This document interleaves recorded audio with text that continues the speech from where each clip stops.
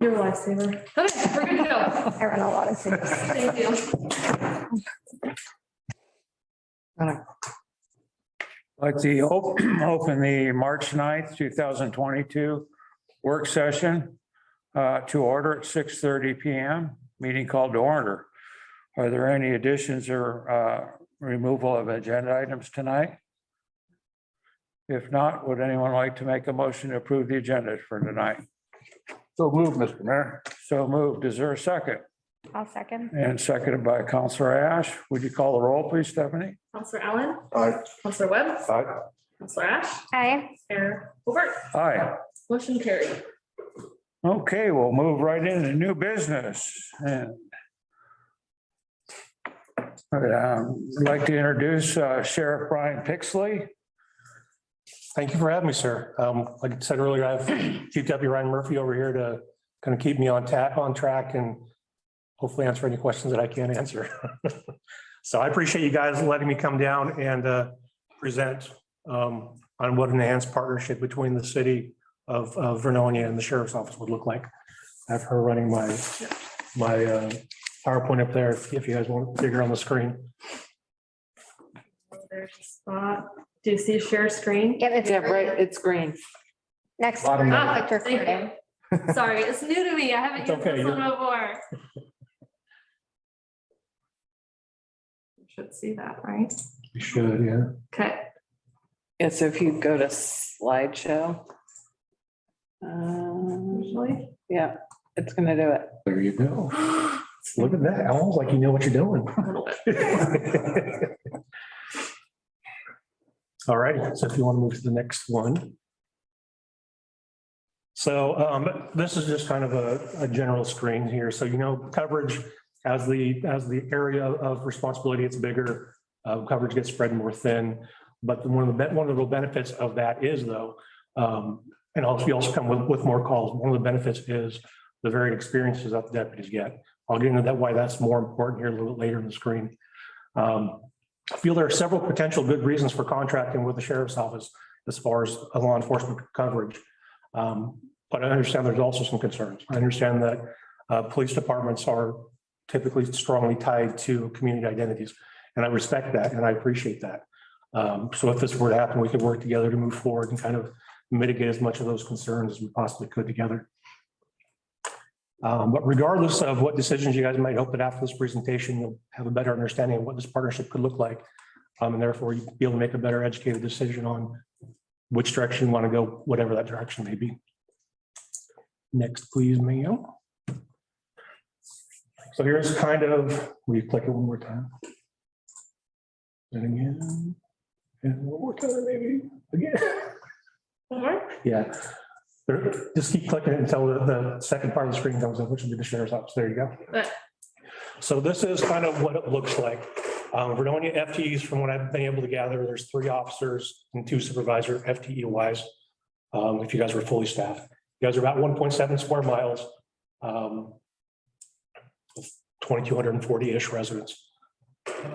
In FY fiscal year 20, you guys had a total of 2,752 calls for service according to our CAT system and 275 traffic stops.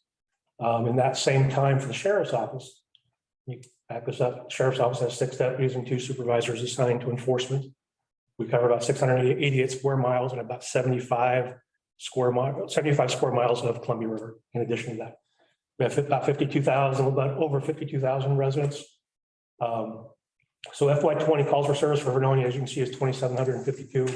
Sheriff's office in the same time period reached had just over 17,500 calls per service in the same amount of time. You guys had 275 traffic stops here in the city. We conducted 2,137 traffic stops out in the county.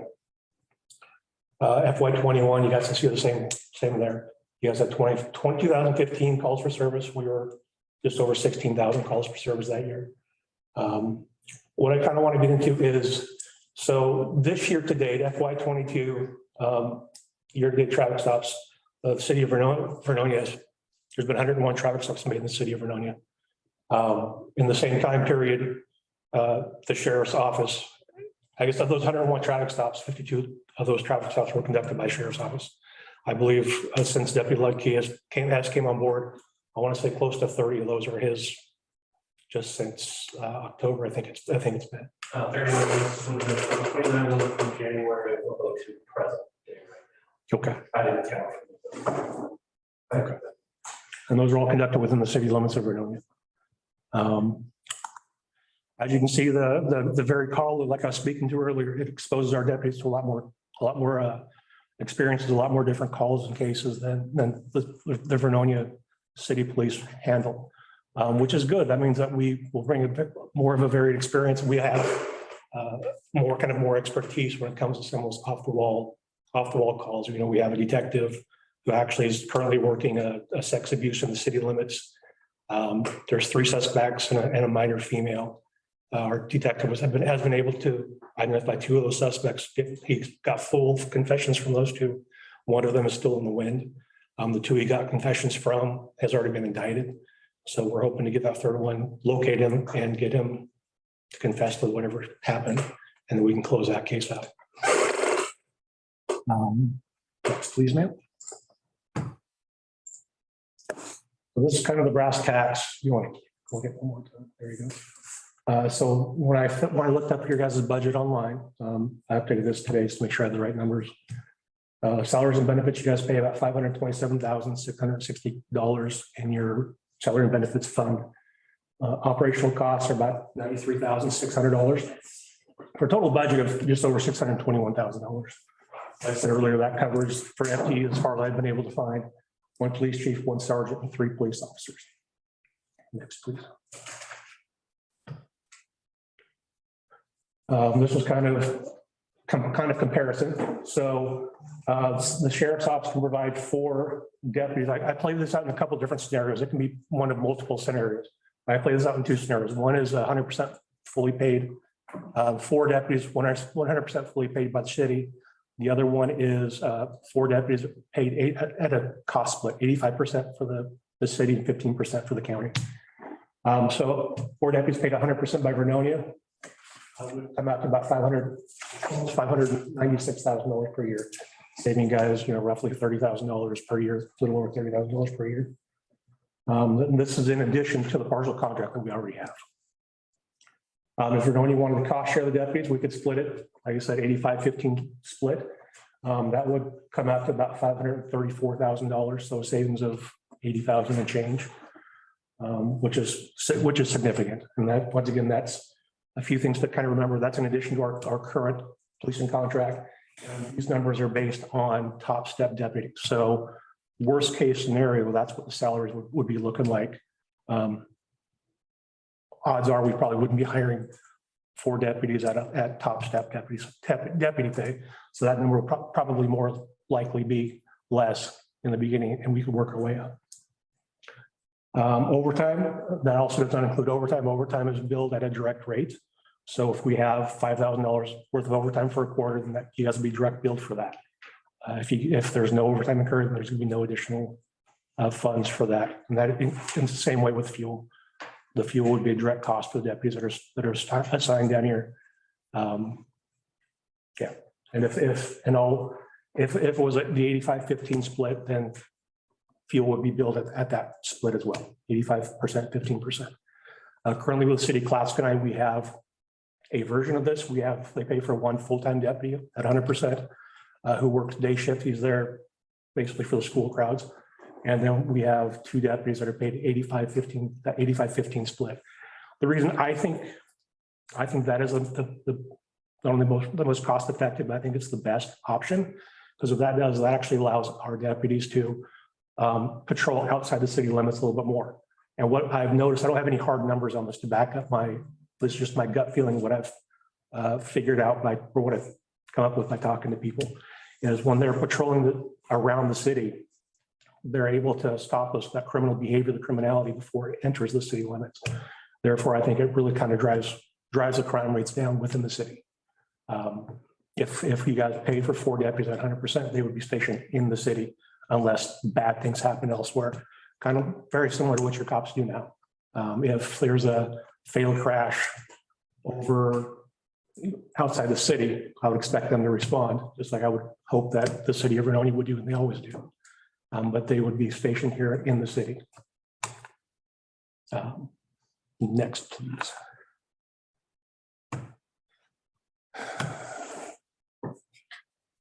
Just kind of a side-by-side comparison of what it looks like.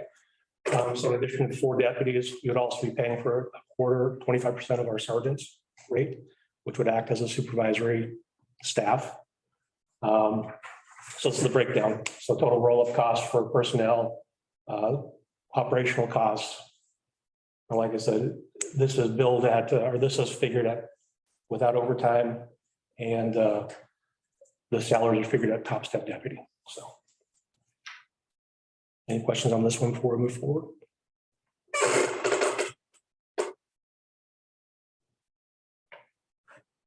Okay. Next, please. So the question then becomes really, is it possible to pool all of our resources together to provide the best possible public safety experience and service to the city residents of Vernonia? I believe it is. If we were to enter into this enhanced partnership, I can see it would maximize service delivery for all the residents.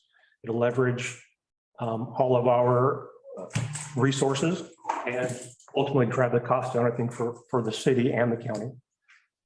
Shared operating efficiencies and response times. Because regardless of whether or, so if you guys are paying for 2 deputies, let's just say they work 8 a.m. to 10 p.m.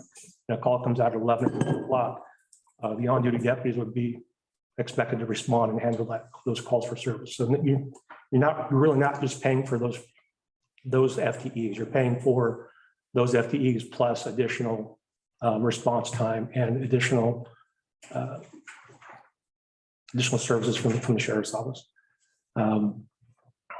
We'll have better interoperability, increased experience through specialization, like I spoke about earlier, training and professional development. Currently, we stole a schedule from Vancouver Police Department. They're 10-hour, 40-minute shifts. So we work 5 on, 4 off, 5 on, 4 off, 5 on, 5 off. What that schedule allows us to do is have two days a week, or 2 days a month, where we have all of our patrol staff on duty. That allows us to mitigate overtime and still conduct our required training to keep all of our personnel certified and safe. And also the additional training that just helps make them better cops. Can you repeat that again? The 4 on? So we work 5 on, 4 off. Oh, 5 on. 5 on, 4 off, 5 on, 5 off. And that's a cycle. So I think it's a Wednesday and a Friday, right? Yeah, Wednesday and Friday are overlap days. And like you said, we use those for training. We use those for special emphasis. Like if you're having an issue in a certain area, we could send a whole team out there and just get after it for the day. Our project days. So like I asked, Deputy Likely asked if he could put together a warrant sweep, I think is what it was. And I said, absolutely, just write up some sort of ops plan. Get with your sergeant Wednesday or Friday of an overlap day, and we'll get out there and we'll hit it hard, and we will conduct some special emphasis patrols and take some of these bad guys off the streets. The other thing I think is really important to this is, there are 36 sheriffs in the state of Oregon, and we all work seamlssly together. We're all part of the Oregon State Sheriff's Association. And when one sheriff asks for help, the other 35 sheriffs send resources yesterday. This is a close to home example. In 2020, I believe it was 2020, 2021, when the Black Lives Matter movement really kind of picked up steam. We heard of all the horror stories that are happening across the country and in Portland. And then there was an organizer that put together a Black Lives Matter march in the city of St. Helens. After hearing all these horror stories, we wanted to make sure that we were prepared for whatever happened. The city of St. Helens was prepared for whatever happened. So the chief of St. Helens actually sent a memo to one of the other sheriffs requesting essentially the responsiveness of a SWAT team, just so we can kind of tuck them away and they are there and available if bad things happen. The sheriff called me up. He's like, hey, I have this agency assist memo on my desk. If you don't ask me, I'm not coming. I'm like, absolutely, you need to be here. And he sent, how many people did Matt send? 8, 10? Closer to 20. I wasn't, okay. Including the sheriff. Yeah. So the Clatsop County Sheriff showed up with his undersheriff and about 18 other of his SWAT team members. He told me that they brought enough gas to change the migratory patterns of the local waterfowl in the area in case bad things happen. But that's the kind of resources, I'm talking about when, where did we send the team for the fire to help evacuate? Was that in Eugene area? No, well, the Detroit Lake area. Marion County. It wasn't Marion, it was, The county now. yeah, the county out there surrounding Detroit Lake when it was on fire. He asked for help. That sheriff asked for help from the other 35 sheriffs.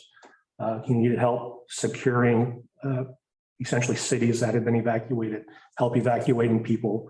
And before he knew it, he had 35 more cops or more deputies there from around the state to assist in that.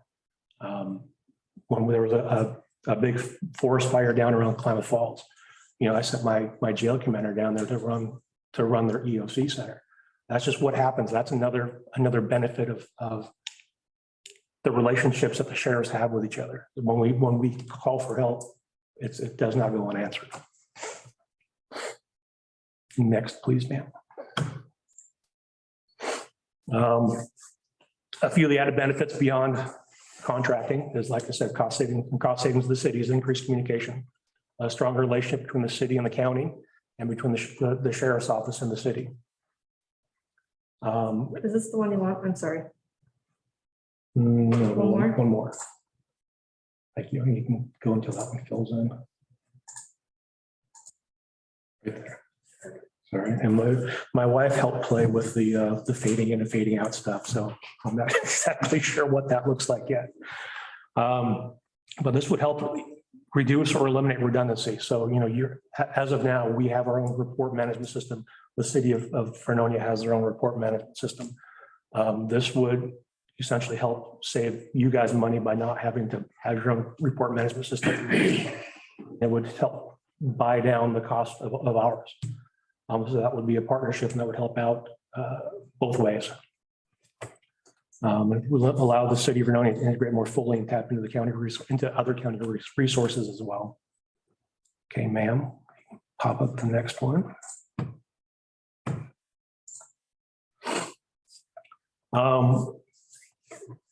Like I said earlier, the county would work to ensure shifts are covered, regardless of whether or not there's a deputy on duty. So if a deputy's on vacation, we would ensure those shifts are still filled, including supervisory positions. All deputies, whether they're assigned to Vernonia or not, they will be available and will respond to take city calls. Any deputy taking enforcement action inside the city will follow through on that enforcement actions, the citation or the misdemeanor arrest, whatever that looks like with the justice court, whenever that's appropriate. So that way, yes, sir. Question, maybe two questions. Do your deputies spend a lot of time in court?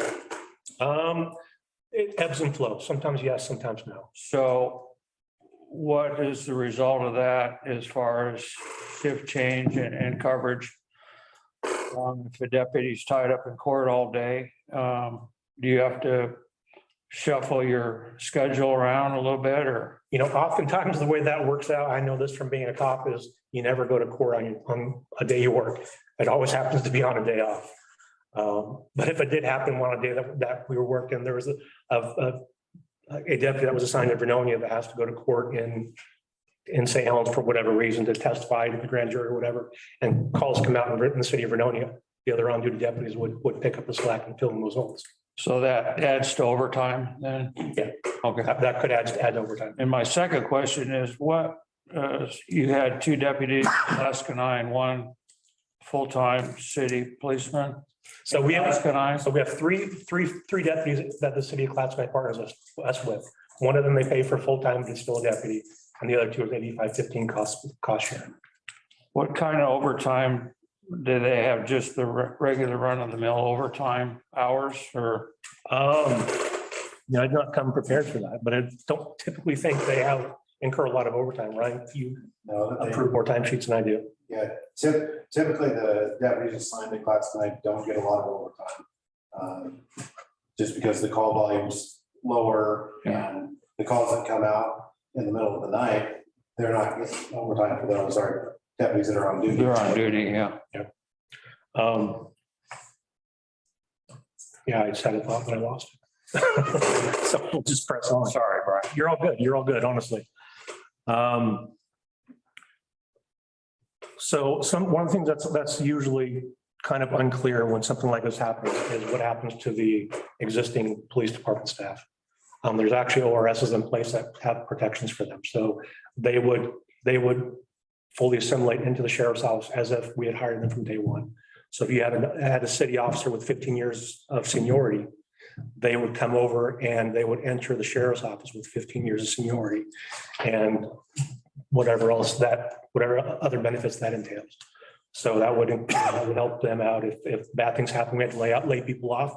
We'd have to lay off up until the 15-year seniority mark before we would touch them. In the city of Clatsville, when they came over, they had 2 full-time employees left.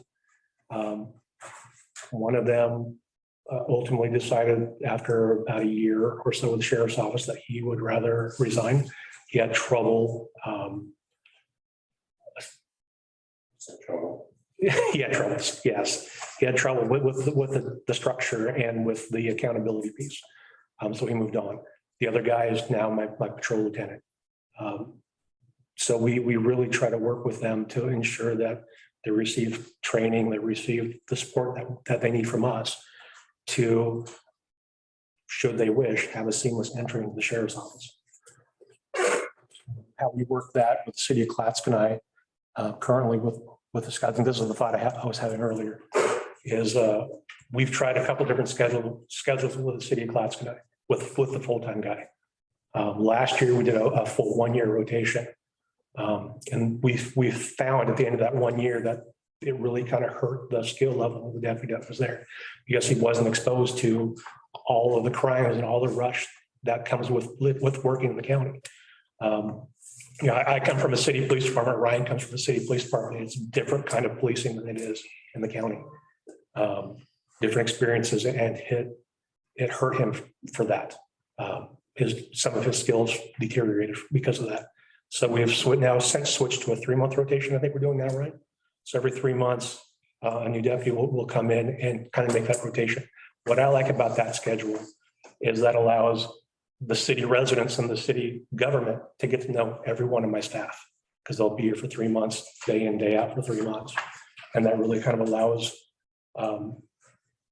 those strong relationships to be formed. And I'm about trying to form those strong relationships. I think I spoke with a couple people prior to regarding like city-owned resources, vehicles, guns, that sort of thing.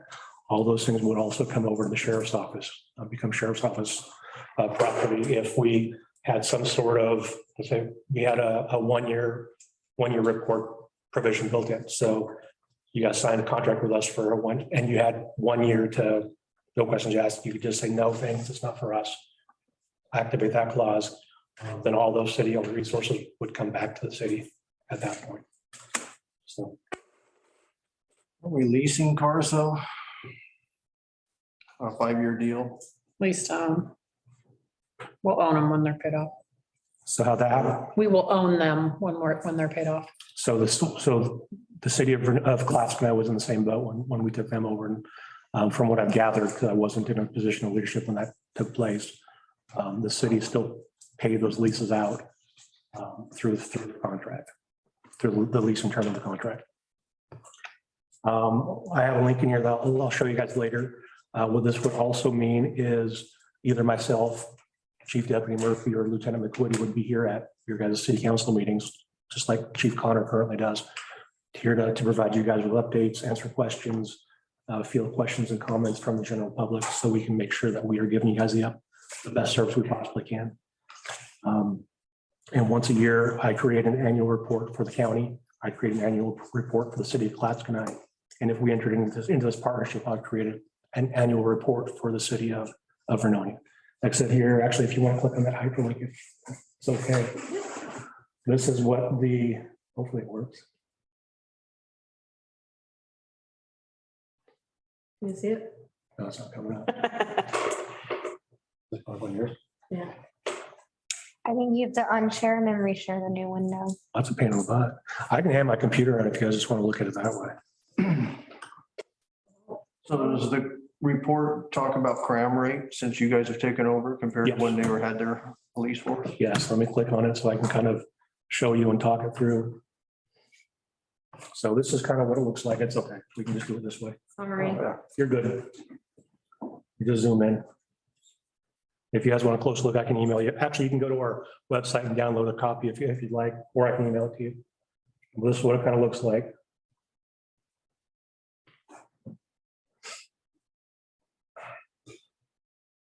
So just table of contents. Some notes for me. Organization. So I have the city man, I asked the city manager last night to write a city manager's report to kind of go with this report because I think it looks good. And also this helps me identify if there's any problems that we need to start looking into. So calls for service, you can see it right here. Juveniles, these are kind of the top crimes that we responded to in the city: classified juvenile situations, traffic crashes, drug activity, suspicious people, vehicle, fair amount of traffic complaints. So, close to 300 suspicious persons, suspicious vehicles, 250 person assist or welfare checks, like probably 210 or so traffic complaints, disturbances, stolen vehicles, prowlers. Kind of has it broken down and so you can see at a glance what the major crime areas are, what the major concerns are in the city as far as from a law enforcement aspect. 2020 for Clatskai, we made 20 warrant arrests, 7 personal related crime arrests, 7 assault arrests. And these are in custody, these aren't site releases. 4 arrests for theft, 6 arrests for some sort of property offense, 4 arrests for attempting to elude the police, and 3 arrests for reckless driving. So we have 51 custody arrests for the year of 2020 in the city of Clatskai.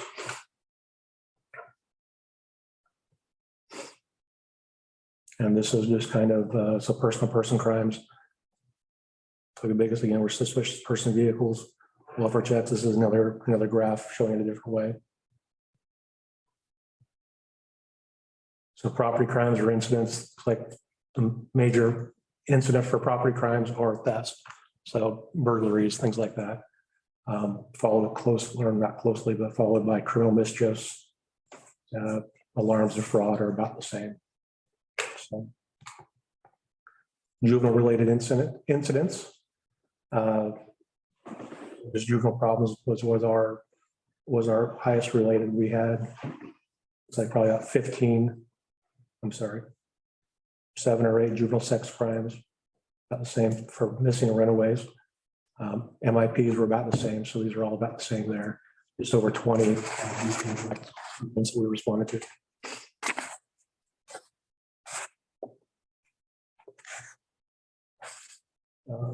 This is by far, we conducted, looks like just over 500 traffic stops for that year in the city, in the city limits of Clatskai. See DUIs, hazards, very low percentage of hit and runs, traffic complaints. There's a lot of traffic complaints that come through there. Shoot, I'm sorry.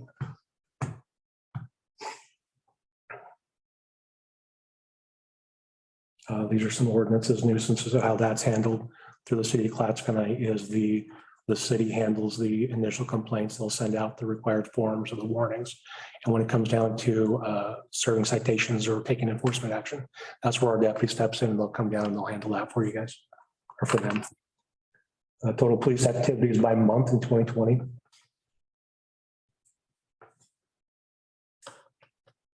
Now it's not working.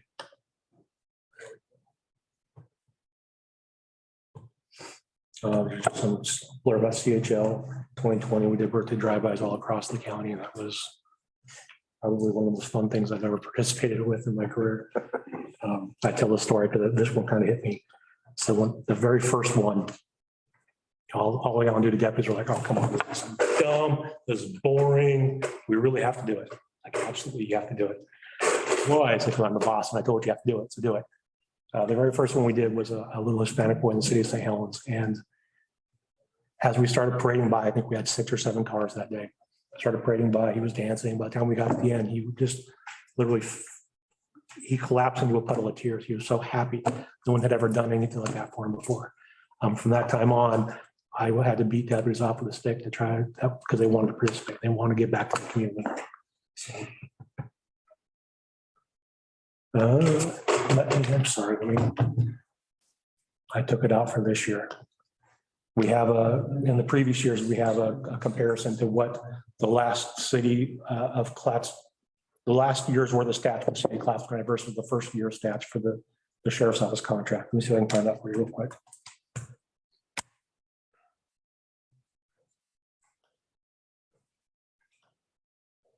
Oh, darn it.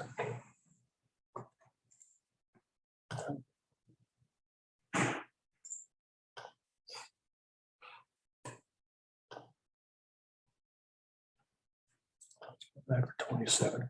Let's do 20.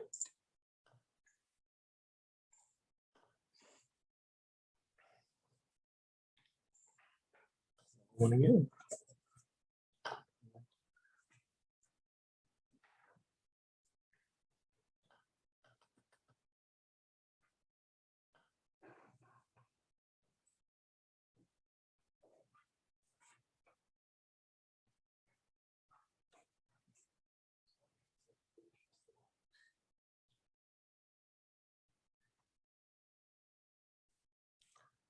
Well, apparently I can't find it, so I can find that for you. I can find that information, that comparison for you guys if you want me to, and email it to you. Yeah, that'd be interesting to see. Yeah, there's really quite a stark difference.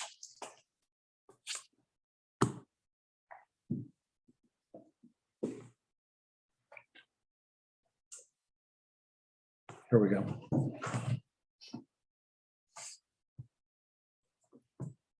So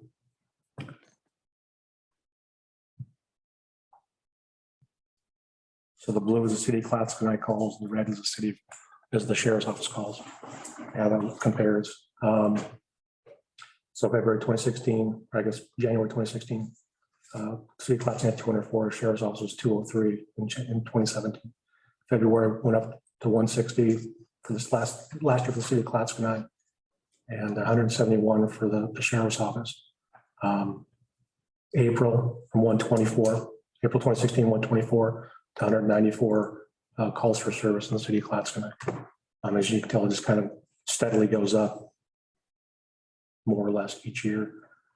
So at the very end, for the city of Clatts in their last year, 2015, 2016, they had 1,702 calls for service. Our first year, we were up to 2,234, and it's kind of increases every year. Traffic stops. City of Clatts in January 2016 at 22, we made 92 stops our first month there, or the month of January 2017. I guess we jumped down the bottom. So the total for the city of Clatts in their last year is 113 traffic stops for the year. Same time period in 2017, we made 1,042 stops. One thing I've noticed with the city of Clatts contract is deputies like to work together. So if there's a deputy on duty in Clatts, or if this contract comes to fruition and there's a deputy on duty in the city of Vernonia, other deputies will follow. It's kind of like the field of dreams. If you build it, they will come. If there's a deputy on duty, other deputies will find their way there. So really, if you're paying for one, you're going to get two or three typically at some point throughout the evening. So what are you trying to tell me with this graph?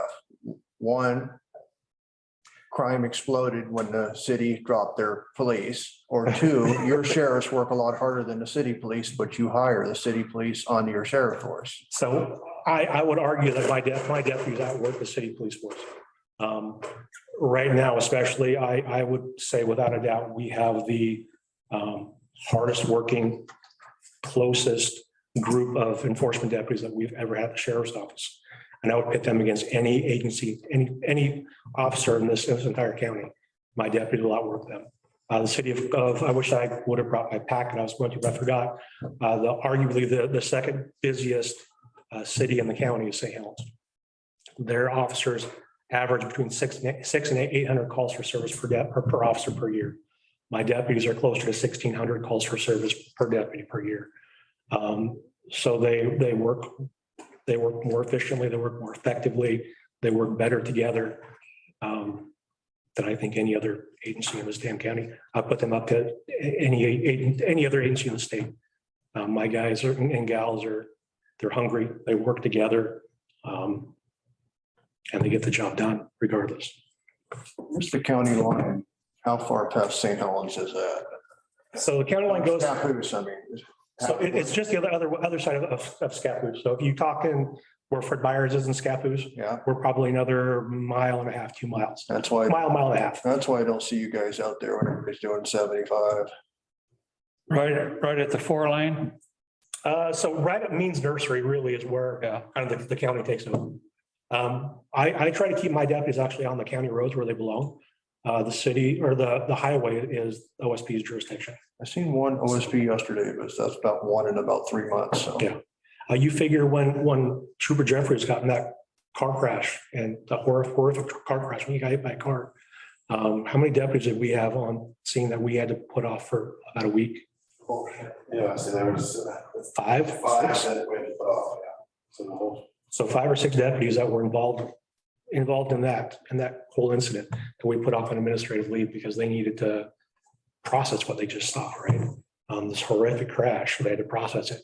And without Deputy Ludke actually responded from his house without a second question or without a hesitation, the entire other team, like, yeah, we'll come in, we'll work it.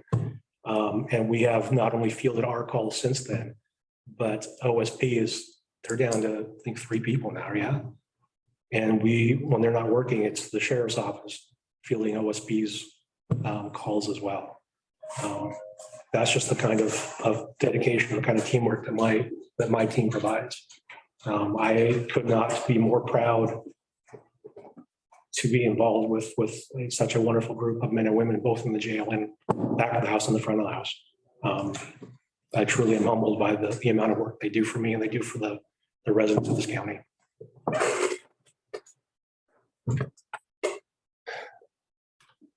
You know, I guess back to what your question, just kind of put this into perspective, you know. This fiscal year, you know, there's been 101 traffic stops made in the city of Vernonia. You know, there's been 101 traffic stops made in the city of Vernonia. Over half of those, 52 of those are by my deputies. So they work hard, and over half of those that were made are by Deputy Ludke. So they're driven and they want to get out there and they want to make sure people are safe and make sure people know that they're here. So. PowerPoint. This is just some services that we provide. We have a reserve deputy force, detective services, which is currently 1 detective, and both our sergeants work kind of a quasi detective supervisory role. Jail transports on multiple arrests. If there were a street brawl in the middle of the city, rather than having to shuttle each person to the jail via car, we just call the jail and have them send down the bread truck, and we load them all up and get them all to the jail in one fell swoop. We've had a successful partnership with City Classmaster since 2015, and it just keeps growing stronger and stronger. I meet with the mayor and the city manager, because of the city manager and sometimes the mayor, at least quarterly, just so I can make sure that we are providing services that we need to. And if there's any issues, then we put our heads together and we figure out how we can attack this problem as a partnership to make sure it's taken care of and it doesn't happen again. Like I said earlier, partnerships for me is of utmost importance.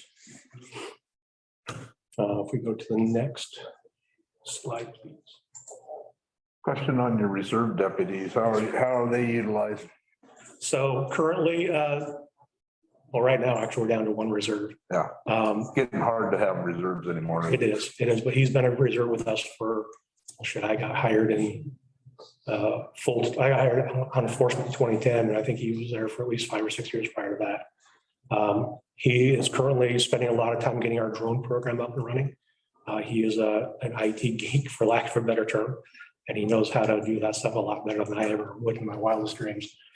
So he's spending a lot of time he's writing policies, doing research to get our drone program off the ground and running. But when he's not doing that, he's actually in his own take-home car, and he responds to, when he comes out and works, he goes out and works an area. He's in a single man car and he takes the lower level calls. He backs up our deputies. Our deputies on calls for service.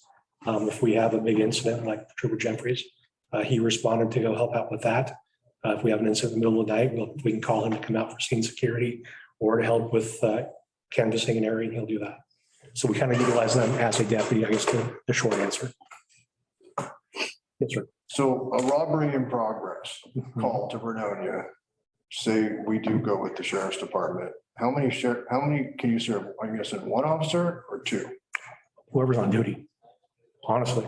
If it's on duty, if it's say 4 o'clock in the afternoon, the bank gets hit, whatever unit is in unit or units is in, that's in the city would obviously handle initial, but every other deputy that's on duty is going to be screaming here code 3. So if we have 5 deputies on duty, you're going to get a response from 5 different deputies. I'm kind of looking for what is allowed with a single deputy before they will stop and have to wait for backup. That really depends on the deputy. You know, if they're going to an armed bank robbery. No, I'm just mean, Yeah, you get a call for normal stuff. Yeah, but you know, if there's a physical domestic, I wouldn't expect them to respond to that on their own. Just like I wouldn't expect the city of Vernonia to do that. If there's a some sort of disturbance with a weapon, with a firearm, you know, unless there is someone actively being hurt, I wouldn't expect them to go and deal with that. But if there's an active threat, if there's a school shooting, if there's an active shooter, you know, if I was a deputy on duty, I would be responding to that and I would be looking to end that threat. And I would make sure that dispatch knows where I am. So when responding deputies get there, they can come and they can help me end that threat as quickly as possible. Yeah, we kind of seen on TV what happened when they set out in the parking lot waiting. Yes, we don't do that. We train it's, for lack of a better term, it's a hunter killer mentality until it's not. If there's an active threat, if there's gunfire, if there's people screaming because someone's getting knifed or getting stabbed, then the deputies or whatever responder is going to go into a, for lack of a better term, a hunter killer kind of mode. They're going to go until either one, those gunshots stop, and then they'll go into a kind of a slower clear mode. But if those gunshots are still ringing out, they're going to go seek out those gunshots and they're going to stop that threat any way they can. And when the responding deputies get there, they will come to that deputy's location and they will work on it together. We don't train to be reactive in those situations. We train to be proactive in those situations. That's why we're here. And people say, oh, but they might get hurt or killed. Well, there's a certain amount of that they sign on for when they take the job, unfortunately. My wife has known for the past 20 years that there's a chance when I go to work, I ain't coming home that night. That was my choice. That was our choice as a family. So I think everyone kind of accepts that responsibility when they pin the badge on their chest. So what would happen? I've talked to the chief here about, you know, we've got much people on day shift versus night shift, and well, we have to have people available during school hours. So how does that get handled in class, for example? So in class guy, we have the day shift deputy. What hours is he working now, Ryan? 7 to 6-ish, 5-ish? Yeah, they're there for the school hours mainly. We provide them a little bit of flexibility, but the priority is that they're there during the school hours. Then our night shift comes on 2 in the afternoon. 2 in the afternoon. So they work from 2 to almost 1 o'clock in the morning. So they're there in the morning, and then the flexibility part is they drift away midday and then come back in the afternoon? No, that day shift deputy is dedicated, he's 100% paid by the city class guy. So he is there in that city unless bad things happen. Right. He's there in that city for his entire shift. The flexibility is if they want to, I mean, it's not on a daily basis, but if they want to start their shift at 6 in the morning, so they can get off at 4 in the afternoon, that's fine. I mean, we work that in as long as they're there when school starts. But if they want to start at 7 in the morning, work till 5, we just kind of play that by ear. And it also keeps the residents wondering whether or not someone's working at that time. But our priority for the day shift is to cover the school hours. So that was one of their main reasons for having that 100% dedicated position, was to cover the school time. Yeah, I can understand that. And we can actually do searches through our CAD system that show us the higher call load times of day. days and nights. So we can work together as a partner in partnership with you guys, try to figure out what those important hours are for you, what the important schedules are for you guys. And we can plan our deputies' days around that.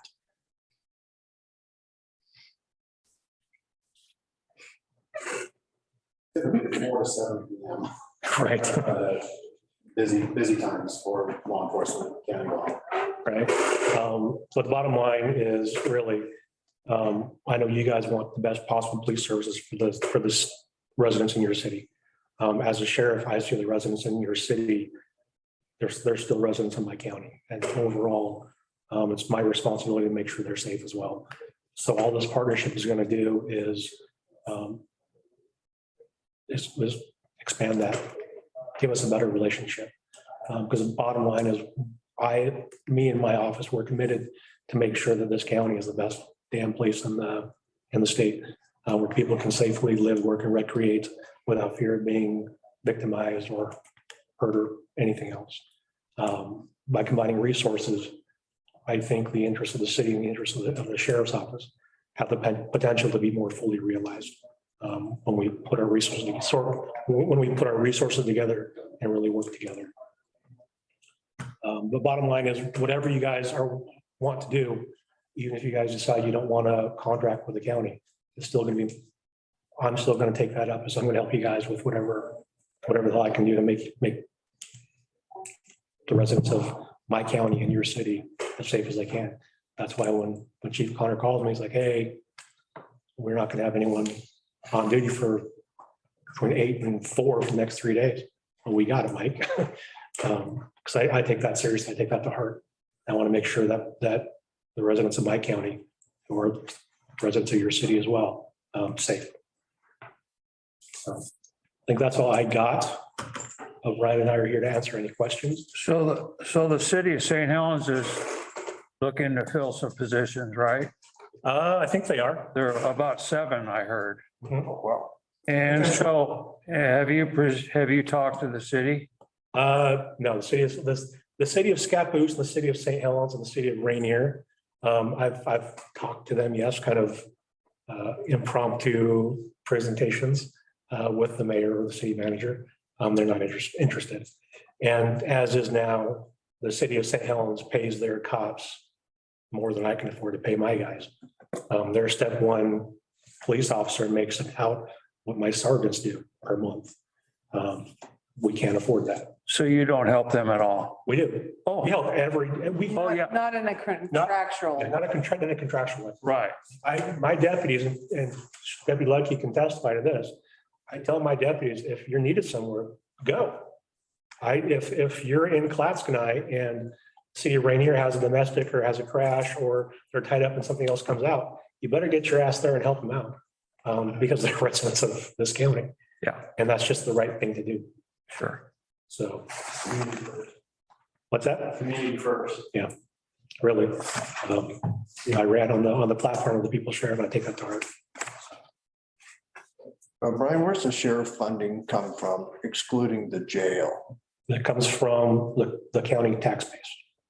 So there's no state kicking in on this or federal, so it's up to the commissioners to increase your, Yes. which they did 1 last year. Last year they did 1. The year before, I think they did.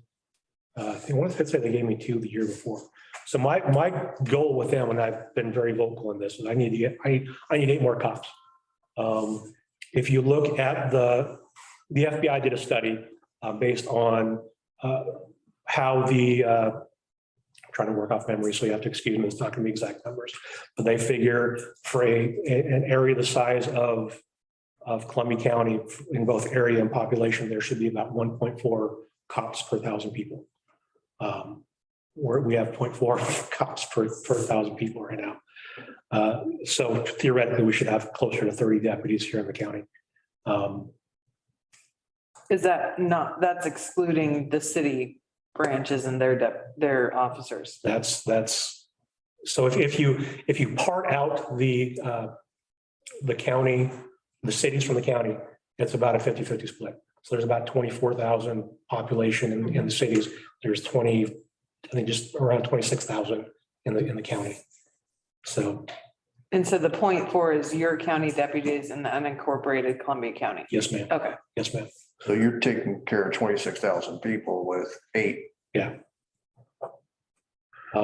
If I get 8 more deputies, so I know we're never going to get 30 cops. And if you ask me, we don't need 30 cops. If I can get 20, we can go to 24-hour, 24/7 covered law enforcement coverage in this county, which for the 20 years I've been here has never happened. So I'm trying to work with them and peel every last penny I can from them. Hopefully within the next, so my goal is within the next 4 years, I want to drop the jail levy and I want to put a permanent law enforcement taxing district in place, which would benefit both the jail. It would provide enough money, enough funds for our jail to keep running without the jail levy. Would also give me a higher tax base for my enforcement division as well. So that's my ultimate. So you want to turn Columbia County into a tax district? Yes, sir. So then the city of Clasco will say we're already paying for it. Why would we pay you twice? And they can do that.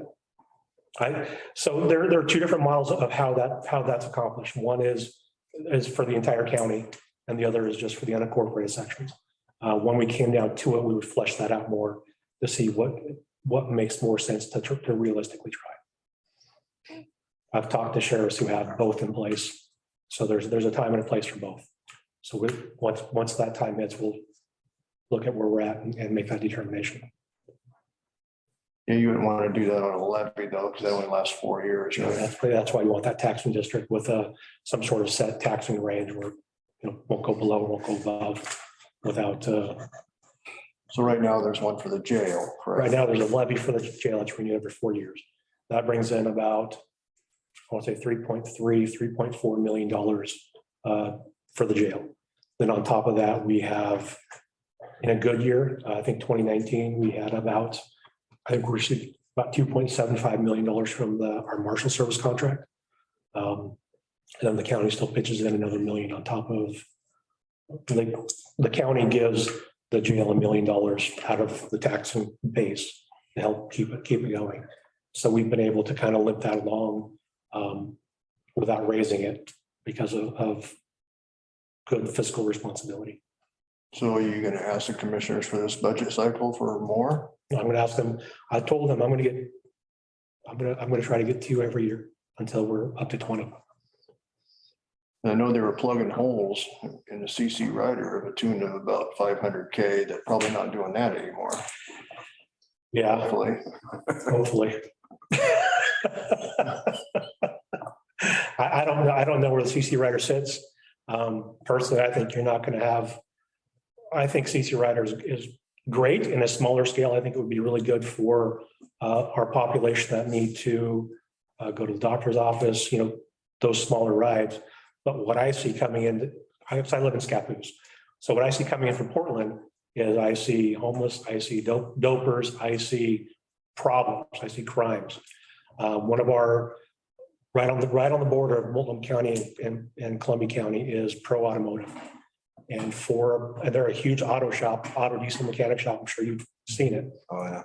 For probably, about the last year, we were really battling with people showing up, coming in from Portland and stolen cars and everything else, and cutting out catalytic converters, breaking into the cars, stealing things from the cars in their lot.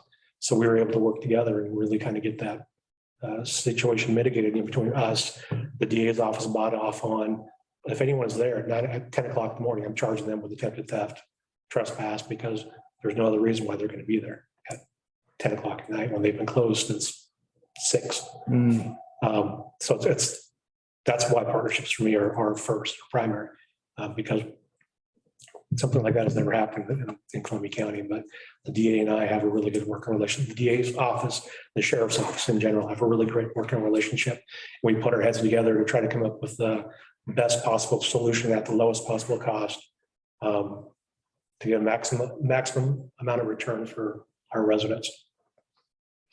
We all serve the same people, city, county, agency, doesn't matter. We all serve the same people. Like I said, some of you guys weren't here, but I was hoping that Lieutenant McWitty would have been able to make it, but he has a case of the man flu, so he's not here. I wanted him here because when the city of Clatskanie was first contracted with the sheriff's office, he was actually a sergeant in the city of Clatskanie. So he could talk to from a line level perspective of what that looked like to him, what that felt like to him and the people he supervised. If any of you want to speak with him, be more than happy to share his cell phone number with you after the meeting or any other time. So you guys can call him and kind of get that firsthand question and answer with him to see what that really looked like from his perspective. Oh. Be paying for, depending on what we would do here. We'd be paying for basically salaries. And we also the support, All the inventory. well, yeah, in our inventory, but I was kind of wondering about liability. So that would fall all on the sheriff's office. Yeah, and I'm wondering for, and Angie's here, finance person. So, I mean, I don't know how big a chunk of change that is for our police department on just a liability or and what the coverage limits are, if there's a difference. I would have to look. We don't break it out in the budget. It doesn't get charged to that department. Right. So, but I could figure that out. But I mean, in a way, we would Part of that money would we'd be paying for that. yeah, but the ultimate responsibility would fall on the county's Do shoulder. you know what your policy covers? I don't unfortunately, I'm sorry. I didn't think far enough ahead to get that information to you guys. I mean, I wonder if you guys have a higher, Same that we are probably. I would assume. CIS, Yeah, we're CIS as well. It's probably So, the same. probably the same, you think? so if you look on the bottom part of that sheet that's written for you, I kind of, that's not a inclusive guarantee. That's what the final number is going to be. It can be higher or lower depending on a multitude of different factors, including what we kind of agree and discuss on during the contractual process. Is that an extra in the middle there? Yes. Someone need it. There's multiple ones. And then earlier you said that these numbers are in addition to the contract that we already have. Yeah. Sheriff's permit. Yeah, so if So you we'd guys, be paying this and yes, unless you guys discontinue that contract. if that was in place, then we're just paying for extra coverage also, right? Correct. So yeah, so if you guys decided to contract with us and instead of doing a partial contract with the county, you guys just want to pay for the four positions, then you would absorb that cost back in and you could cut this down by another $50,000 per year. Who writes the contract, Brian? It would be our county council, or our county council would get together with your city council and they would write it together. Our legal. They're legal. Yeah, And approved by county commissioners? county commissioners and the city council. So don't take this the wrong way, but we're all elected people here. What happens if the sheriff gets unelected, new sheriff comes in, he doesn't want a contract with? I've never, I guess theoretically, if there was some sort of out in the contract, which there usually is, I think right now I have to look, I think I want to say it's probably like a 6-month written notice thing. Either party can terminate the agreement. Yeah, I'm just saying, I'm not really saying that would happen, but if all of a sudden county commissioners or another sheriff or whatever, we are done with Vernonia, then they've been 4 or 5 years down the road with no police department. I've been told it's very expensive and hard to start another one. It is, Mhm. it is. So that's a concern of mine. I don't think the county commissioners could pull that plug. I think it would have to be the sheriff. Ultimately. But yeah, I mean, that's always a real possibility, or the same thing could happen, the other way. All y'all can be replaced at some point, or 3 you can be replaced at some point, and you guys could say, we don't want to contract with the county anymore. And suddenly we have potentially 4 guys that we have to try to figure out how to pay for or lay them off. So that kind of runs both ways. It would be much more difficult on the city than it would on the county. I appreciate that, but yeah, that's always a concern both ways. So would it be possible to get the Clatskanie budget and hours covered since 2015? Every year? Because there is a concern that the budgets go up and the coverage goes down because everything's exponentially getting more expensive. So this service, So every year, every year the city manager calls me usually February, mid-February, early March. And we discuss what the budget numbers are going to look like for the next year. And any sort of changes in coverage, if they want to propose a change in coverage, or if we want to propose a change in coverage, that's all I handle that. Yeah, I could work on getting kind of what that's looked like over the years. But at least since I've taken over, I send him up I type up a draft, essentially, a proposal. right? Say, this is what I'm proposing for this year. Yea or nay, and he goes with it. And we get together and work out what numbers would actually look good. Because I don't think any of the communities have had like a mass exodus that would change the tax base, or the county hasn't had one town where they took a whole bunch of properties back and back taxes. But that is a potential for your outlying communities, being Clatskanie and Vernonia, is we are rural, so there's no kind of promise that the population stays how it is or the tax base stays how it is. So I'm wondering, I'm concerned that fluctuation, or if you lost property tax revenue to put towards the contract, then you're slowly dwindling to where you have nobody. And that could happen. Yeah. If you don't mind, if you can just type out in an email exactly what you're looking Sure. for, I will get you everything that you're asking for that I can. Okay. And same with all you guys. If any questions come up, I think most, at least some of you have my cell phone number, or you all have my email address. Give me a call, shoot me an email. I can come down for lunch and we can discuss, or whatever that looks like. So.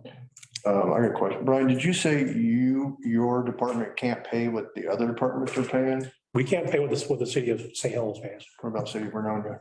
I don't know what you guys pay. Our deputies start off at about $21 an hour, I think, and go up to about $32 per hour. You talked about if we went this way, you absorb our 4 officers. So they would move up to our pay scale. So they would move up to our pay scale. They would never go down. So how that works is they would move to, so if you guys were at, let's say, you have Officer A that comes over with 5 years of seniority. If our 5 years of seniority is equal to or greater than what they're making, that's where they would come over at. So what about our chief? He makes quite a bit more than the rest of them. Mike has told me in no uncertain terms he will never work for anyone. So. Oh, so you haven't said you're gonna come to work for me? I told him, actually, I mean, I went out to lunch a while back. I can't remember when. Actually, I think it might have been when I came over here to talk about the school position, or the SRO. I think you were there. I think you were there, Mayor. And I think you were there. Beginning of last year. Yeah, and right after that, Mike and I kind of went out. We went out to lunch and just kind of spitballed some different scenarios and what things might look like, or what things could look like. And he goes, Brian, don't take this the wrong way. I love you, but I can't work for anyone. And the conversations I had with him since, I'm like, Mike, I could always bring you over it somewhere. We could find something for you to do. And he's like, nothing's changed. I haven't answered to anyone but the city council in too long. I can't go back to working for someone. I'm not going to go back to pushing a car. So I respect that. So he's been chief out here for 10 years, 15 years. Yeah. Yeah, so that would be a hard transition to make after that long. So I completely appreciate it. Part of all that you mentioned earlier, though, any employees that come over, they cannot take a pay cut. Correct? Yeah, so yes, sorry, actually, that brings up a good point. So when when Sergeant McQuitty came over, his salary was above our top step, because he had been a sergeant, I think at that point, for 15 years. So his salary, I think he was, a good $1,000, $1,200 more a month than our top step deputy. So he came over at his salary, and he kind of was frozen until our pay scale was able to catch up to him. But before that happened, I promoted him to lieutenant and threw it all out of whack. So there would be no financial impact to any of your current employees that came off. It would make at least what they make now. So that might affect your budget. You'd have to, it could affect our budget both ways. So Get some good, get some bad, I guess, huh? Mhm. As far as budget concerned. Really, if we enter into a partnership, the sheriff's office is rolling the dice almost as much as the city is for a good partnership. That's why I think it's incumbent on us to sit down and have these kind of roundtable discussions so we can make sure that both of us get everything that we need. And at a place we can afford. So that's why it truly is a partnership. So we talked about calls for service, but we didn't talk about response time. That's what the citizens are gonna say. If we go to the sheriff's department is great. I don't want to wait an hour for the sheriff to show up. You guys would not see a change because currently, if no one's on duty, Chief Connor is on call from Forest Grove, I think, North Plains. Carnahan is on call from St. Helens. The jail that he works at. Yeah, he works a lot of hours in jail. Or Dave Brown is on call from Warren, right? That's not going to change. The only thing that would change is you might have a deputy coming from Hotspur or Rainier at probably a quicker response time than Sergeant Carnahan can make here. But if it's on duty during the days, right, or during the covered hours, the response time is going to be what you guys have now. Because the deputies are going to be here either in the city limits or within, I would say, probably a 5-minute response time outside the city. That would take 2 deputies, 1 day shift, 1 night shift, 6 days a week. Best case scenario, we would have 2 teams of 2, a day shift and a night shift. That way we can provide 7-day coverage. Yeah. Yes, sir. With the floater that's already, like my position, that's already in contract, so it's kind of have to. Potentially, yes. Potentially.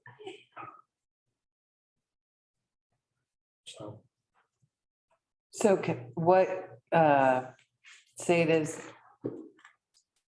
night, what would is there anything they wouldn't come for? Where's the bar? The bar would really kind of, I guess, I don't know, if there was a domestic reported, verbal or physical, we're gonna respond to that. If there's a non-injury traffic crash, I'm looking down, we like, probably, I'm going like down in priority. Where's your bottom of what you don't come here for? so really, it all And you depends, say, it all depends on the details of the call. Smoker in the park. Smoke in the park, probably not. A non-injury crash with no property damage, probably not. Loose dog, no. Dog bites someone, yes. Suspicious person. Suspicious person, depending on the circumstances, potentially.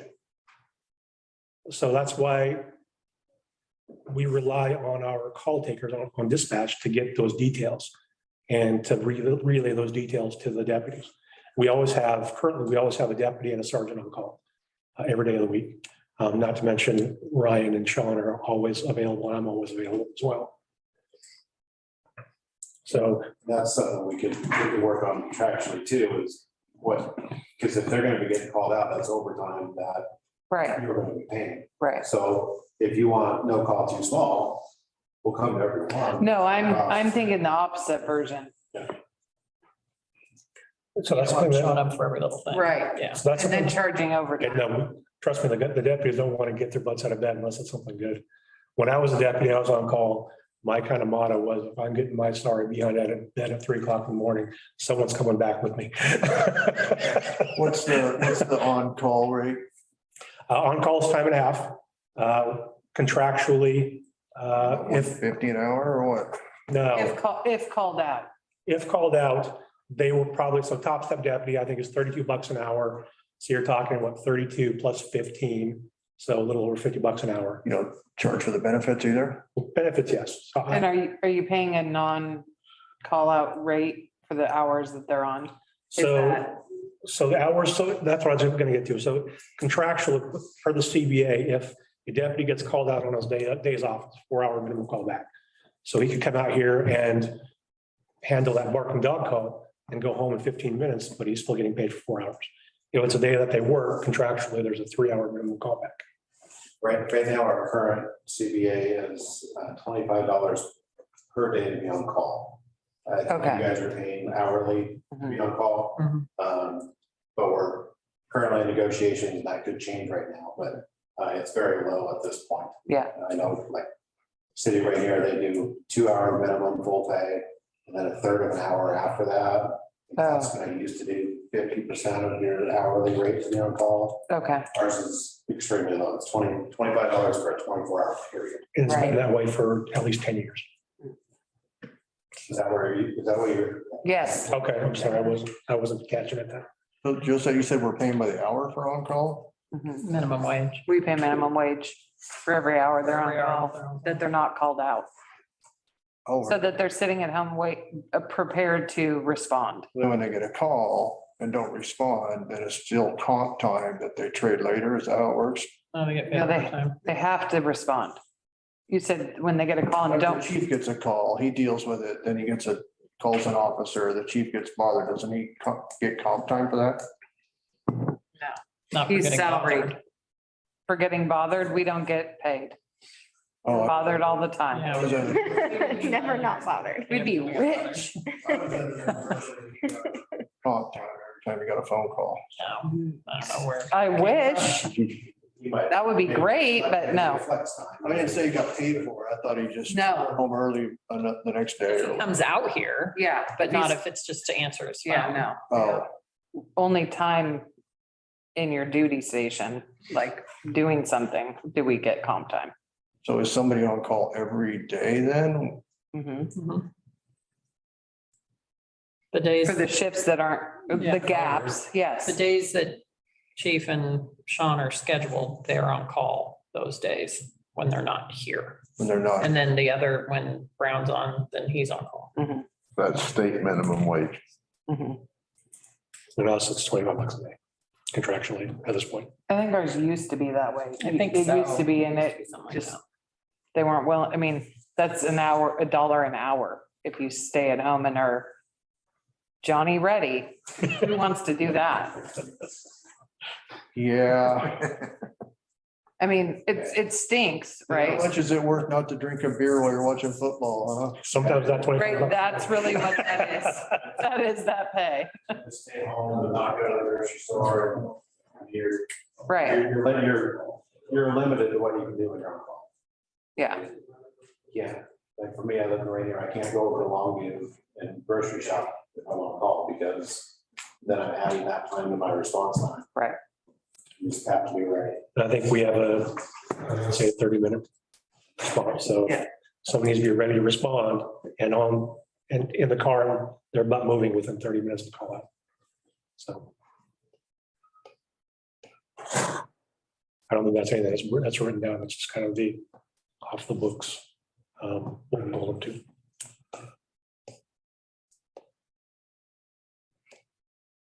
I think, we all know there's some economy of scale and having a bigger organization and and then the flexibility for scheduling with a larger workforce, so. Yeah. Of just a normal, somebody's injured or somebody's sick or, And more. for us, it's just catastrophic. Yeah. When we have an officer down, then we're paying more overtime to Yeah. cover shifts, so. For us, we could backfill that a little bit easier than you guys can. What's your guys' paid vacation? Is it 5 weeks after 5 years? Actually, I can tell you exactly what it is here in Lofty. 1 second. Would hope not. For us, it's depends on years of service. 10% of the year. You know, I'm gonna go work there. Right. I said that because of your comment you made last time I was here. I've heard of stuff like that, or you start out pretty soon, you got. Yeah. Sean, It's you, not really pretty soon. It's like after 7 Here, to it's like 10 years. 15 years before we get 5 weeks. do you know what the schedule, how much vacation you guys get per? Joseph, what are those people said? Okay. It starts off. The Hunnemans? Oh, yeah. Yeah. Who were they? I was wondering that too. The Honeyman's, Yeah. they live right by the water plant. Recognize And then, her. Sonny. Yes, I think at Bill Howard. 12 years, I think it jumps up to 14 hours or something. Interested in I hearing. haven't pulled up. Yes. I think we got. Maybe they, thought it was a count, Don't even come to our. actual maybe they, meeting. it was a council meeting. Oh. Okay. Like, So what happens when the chief gets 5 weeks? You get it when he goes, if he were to go to the. Got a lot. She is an old, longtime school teacher. Yes. Oh, okay. Is that what it is? Bill Howard was also. Sorry, School teacher. Yeah. I couldn't hear what you were saying. So it starts at 8 hours a month and it ends at, do you have a number? I'm looking it up here real quick. Okay. Our CBA is actually listed on the county website, so y'all can look at that if you'd like. So 0 through 60 months, we get 8 hours per month. 61 through 120 months, we jump up to 10. 121 months to 180 months of service, there's 12.67 hours per month. 181 months through 240 months of service, 14 hours per month. 241 months and above, they get 16 hours per month of vacation. So 10 years is 12.67, is that what you said? 10 years would be, 10 years, 11 months would be 12.67 hours. So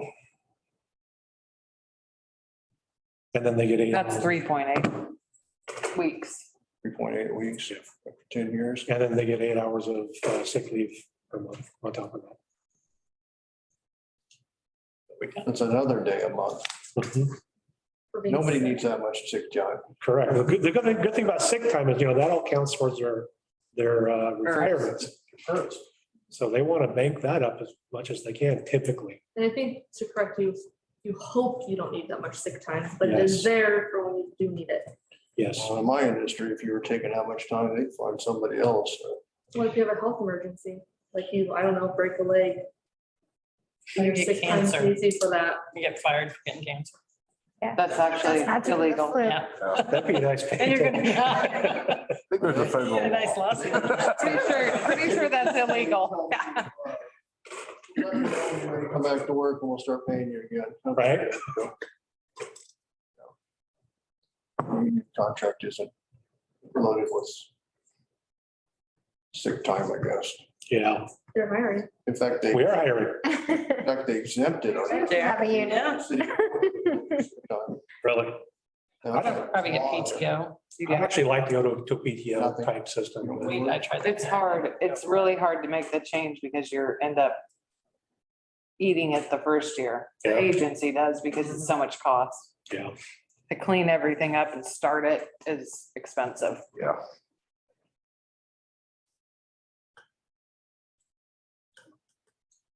Any other questions I can answer while you guys, while I'm here? Been kind of hogging on, let these people here have a chance. It just sounds to me, Sheriff, that we'd be kind of having, with the 4 officers, we did the 85-15, we basically replacing what we currently have. Maybe a little better, we probably, are we covering every day of the week? I think there's some gaps. There's a gap, not 24 hours. Well, I know we're not 24. Yeah, we have somebody here every, yeah, we have a body here every day.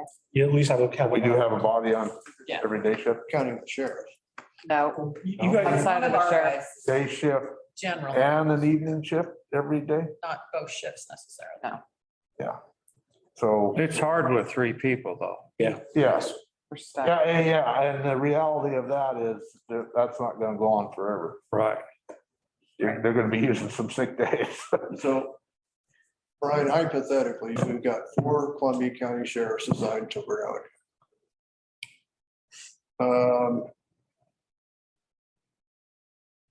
Two of them quit.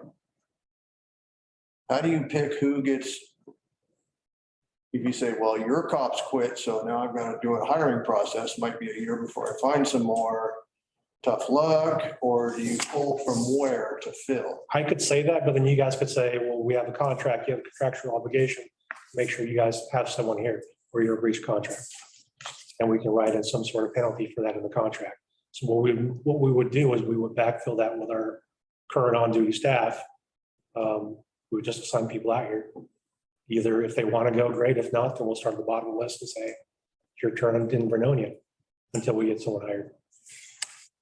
Really, at that point, you guys move in, go from monitoring and keeping a police agency going. You guys start monitoring the contract, make sure that we are keeping up with our contractual obligations at that point.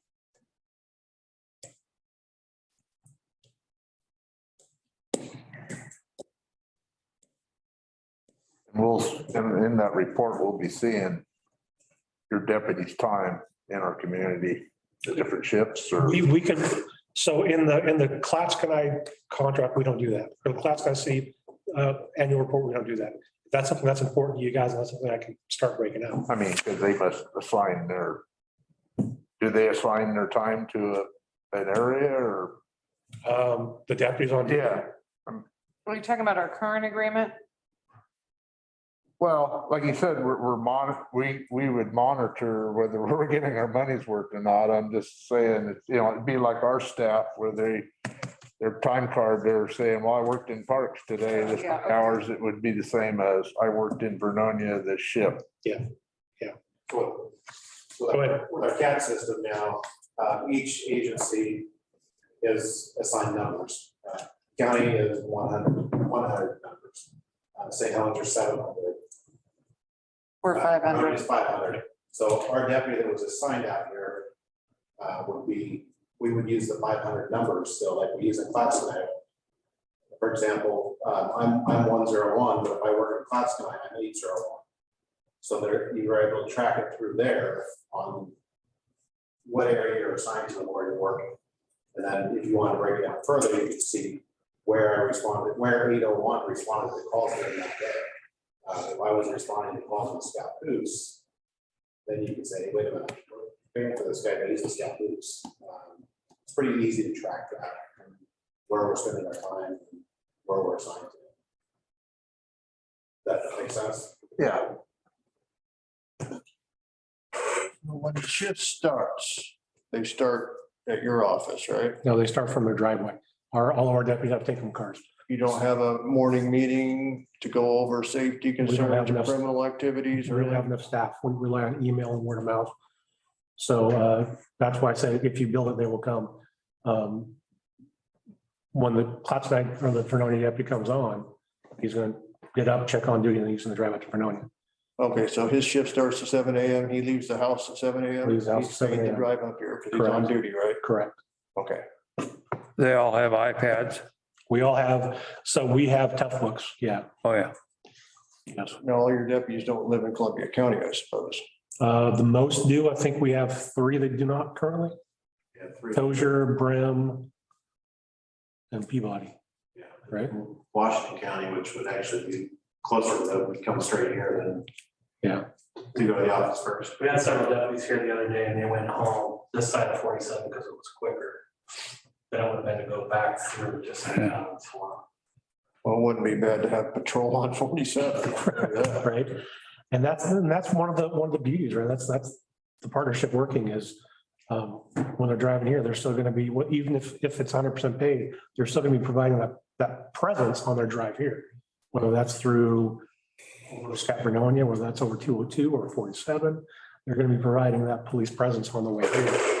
So it's going to essentially make it look like to the people causing hate and discontent that there are more cops than there actually are. So. You were going to mention equipment, correct me if I'm wrong here, but price per deputy is a fully equipped. I mean, you're not going to worry about weapons, you're not going to worry about body cameras.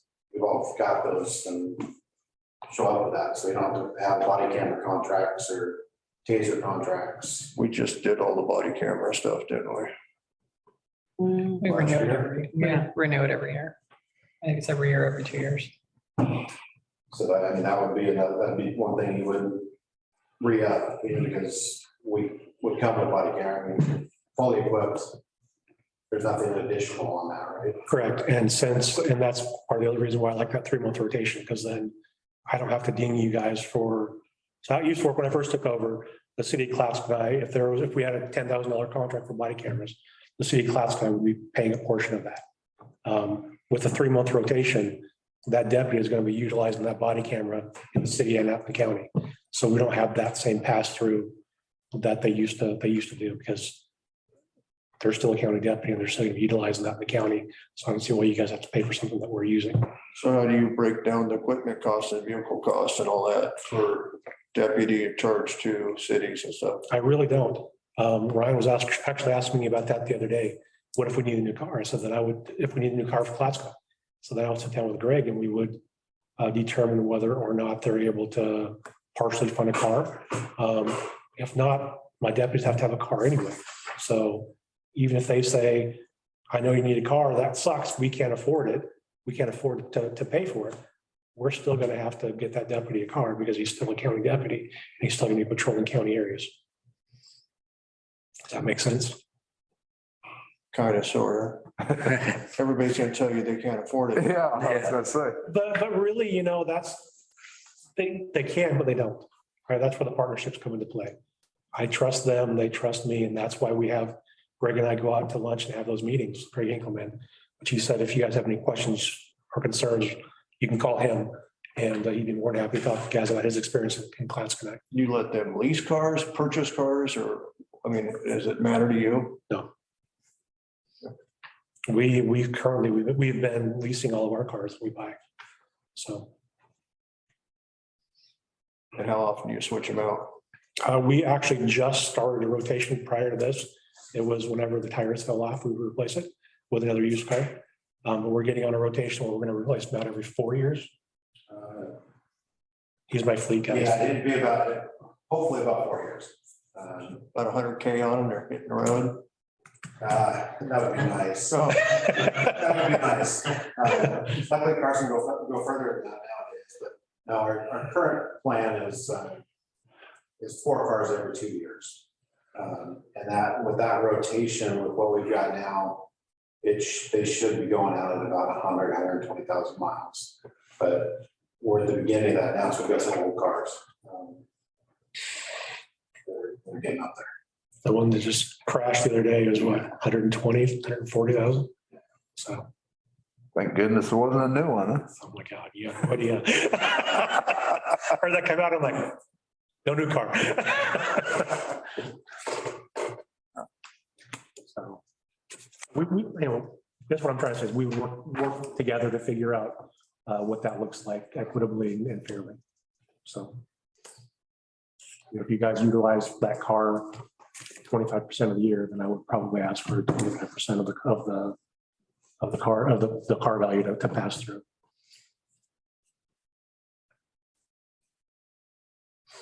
So we've been buying a half a car a year, Potentially, basically. potentially. So Half a lease. Mhm. well, every 2 years you'd be purchasing a car Mhm. at a cost of, I don't know what those sheriff cars are fully equipped, but Well, we're paying, we run these SUVs now and they're running about 63,000 fully equipped. And the leases are about 15,000 a year per car.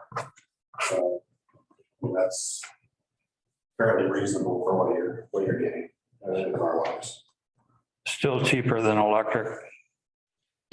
I don't know, I have an electric car at home. I'm loving the hell out of that right now. I have an electric car, and then I have an old Ford pickup, so. Right now, the electric car is getting the hell used out of it. Yeah. That's because you're not on West Oregon. True. Oh, yeah. My wife figured our electricity bill went up about $20 a month once we got our car. So, mine goes up down when I turn the light switch on. and Ryan actually just got an electric car. Have you figured out what you're paying extra yet? Mine's gone down, but I've been unplugging everything because it's afraid to go up. So. He's walking around in the dark. Candle. With a lighter. Battery. We weren't home.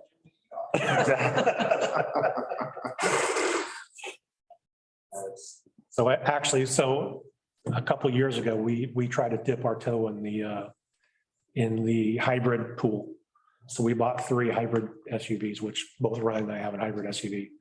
And I thought we'd buy it, dip our toe in the pool, see how it works. we bought them, then learned that like Washington County and Clackamas County are blowing motors whenever they get into pursuits.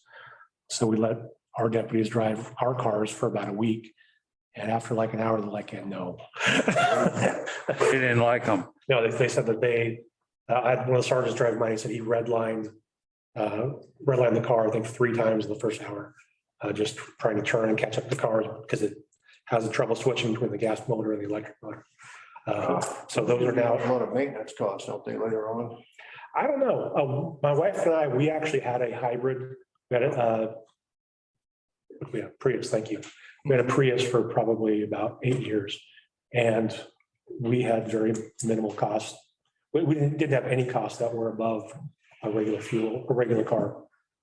We don't know what these are gonna look like because we've only had it for a couple of years, but the 3 hybrids that we have now are just admin cars because they're not practical for enforcement, but now we know that. So you're not gonna ask us to buy a Tesla, are you? No, I want to, but they're not practical in the county. They're fast. That's what I have. They're very fast. I have at home. So if you ever 0 want to to drive- 60 in 5.1 or They're something. quick. Or 4. So we buy the Tesla, but we will ask you to purchase the. My sister had charging it. stations upfront. No, I looked into that at one point because of the amount of money it would save fuel. But there's not the grid is not equipped in Columbia County to keep that going. And I don't want deputies to come to the office after 4 hours to plug in. Cannot pursue, I'm low on battery. Exactly. I I don't actually, think the heaters are very good in them either in the wintertime. so I have a Tesla. We got it in 2020. And it actually has a heat pump in it, so it works really well. Oh, they do a heat pump in them. huh? I think 2020 they switched from heaters to heat pumps. And then I get over the air about the first year of ownership, probably twice a month. I get some sort of over the air update where it would tweak this or tweak that. They're always doing improvements to the heat pump. Or Did you to, get locked down when they had the glitch the other Nope. few months ago? I have- In your car? I have not had to deal with that issue at all yet. I'm sure it'll happen at some point, but So would we see any big differences in policy between the city and how the county policies? I mean, what's your pursuit policy? our pursuit policy, and we actually are one of the few in the state that actually have a pursuit policy. Until the deputies start abusing that, we have a pretty liberal pursuit policy. Because I've been in office for 3.5 years now, and they've been very responsible, and they are afraid of losing the ability to pursue. So they always err on the side of not pursuing unless they need to go catch someone. I'm not sure who your police, do you guys have Lexipol policies now? So that's who we have. So it'd probably be very minimal as far as difference in police policies. One of the major differences would be our pursuit policies, and we still have one. Yeah, What's your training time per year for officers? What's the minimum training? I think it's every 3 years, there's a maintenance training cycle. Yeah, the minimum is like, per year is about, it's between 8 and 10, I can't remember exactly. But we're always Over and above. above and beyond that. We do a firearms range quarterly, right? Quarterly firearm range. Our tasers every year. We're trying to get in the EVOC, emergency vehicle operations, at least every year. But we just started that in 20, so everything kind of shut down training wise, but we have a very generous training budget and our deputies are trained. Yeah, that's something that when I took over as sheriff, we were very undertrained, a very undertrained agency. We had people that were always under the gun. They have to get specific number of hours or they're going to lose their certification. I don't play around with that. I need to make sure my guys are trained and equipped, and I can give them every possible opportunity to do their job the best they possibly can. Is some of that online training or is this all in-person stuff you have to do? Both. Like I said, we really, to mitigate a lot of that cost, we try to do those, let people come to our office and we have a big training room there. And we try to do those during the overlap on the overlap days. So we're minimizing the amount of overtime that we're paying for our deputies to come in and keep their training. So I'm looking, trying to see if I recently got anything from DPSSD that would give you the exact number of hours, but I get too many damn. Yeah. I was just curious if it was like 2 weeks a year, you gotta No, go it's, somewhere. no, we can, all of our maintenance training can be provided here. It's like ethics, first aid, CPR, use of force, DTs, firearms. It's the basic skills that we go over and above that. We have our DA's office come and give us talks on search and seizure laws or search and seizure changes a couple times a year. We have our medical staff in our jail help teach us what more pathogens and the use of Narcan. Like I said, it's important for both of us to try to make sure our deputies have the tools they need, whether it's physical or mental, to get their job done. What do they carry in their car as far as first aid or AEDs or anything like that? So all of our cars have AEDs. Some of our cars, we actually have we only have 2 EMTs, right? Correct. So we have 2 EMTs that have full medic kits. Other than that, they have above a basic first aid kit. Some of our cars have like airway kits in it, but they're never gonna touch them. I mean, are they carrying Narcan? Yeah, and all of our deputies have Narcan. Narcan, and there's another drug I heard about the other day too on the radio, but. Yeah. All of our deputies carry Narcan. With the unfortunate pass or decriminalization of the big drugs, you have to. We had 3 overdoses at our jail last week. 2 high schoolers in Portland died this weekend, I think. Yeah. Heroin or something. It's, Fentanyl. yeah, fentanyl. That's the big thing. Yeah, we had a rash last year, I think it was, where people were pressing their own pills that looked like were the Oxy 30s, but they were mixing fentanyl in with them. So people would take and they go buy these pills that look like Oxy 30s. Like I usually take 3 of them, so I'll pop 3, and they would get a fatal dose of fentanyl and die. So our county is kind of has a reputation for always had a lot of drug. You guys been very successful in getting any drug busts and prosecutions out of Columbia County last year, this year? No, since with the decriminalization of drugs, really the only thing we've been able to get really big drug busts on is the illegal marijuana grows. We served, how many plants did we get on that search warrant last year? Like 3,000, 5,000? 5,000 plants up in Klatskin. I was just told today that we're getting ready to serve a couple of search warrants around the Rainier area. And then we're going to go tackle 17 more houses in the Klatskin area. So it's an overgrowing of marijuana. That's what you're saying. It's people growing marijuana and shipping it across the country. Other states is Other where the money's states, at. yes. And we work with the DEA, we work with OSP. I wonder who else is on that task force that we've been working with. Do you? Is that it?